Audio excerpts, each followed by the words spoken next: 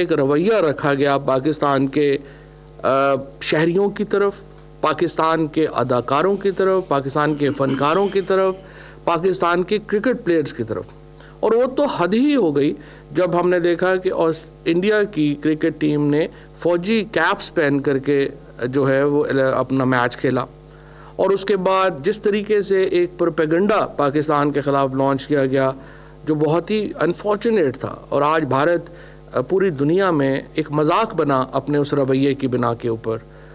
और हमारे पीएसएल को नुकसान पहुंचाने के लिए जिस तरह से बिल्कुल दरमियान में जब पीएसएल हो रहा था तो इंडियन ब्रॉडकास्टर जो है वो पुल आउट हो गया और उन्होंने हमारे जो मैचेस हैं वो दिखाने से इनकार कर दिया। इसके ऊपर जो हमने मिनिस्ट्री ऑफ इंफॉर्मेशन ने ये इस्तदा की काबीना से कि हमें जो आईपीएल है उसको पाकिस्तान में बैन किया जाना चाहिए, क्योंकि जिस तरीके से हिंदुस्तान ने एक ऑर्गेनाइज्ड कोशिश की पाकिस्तान में क्रिकेट को नुकसान पहुंचाने की, और उसके बाद हमारा ये बनता नहीं है कि हम यहाँ पर हिंदुस्तान का एक डोमेस्टिक जो टूर्नामेंट है उसको यहाँ पे प्रमोट होने दें या उसको यहाँ पे लगाएं।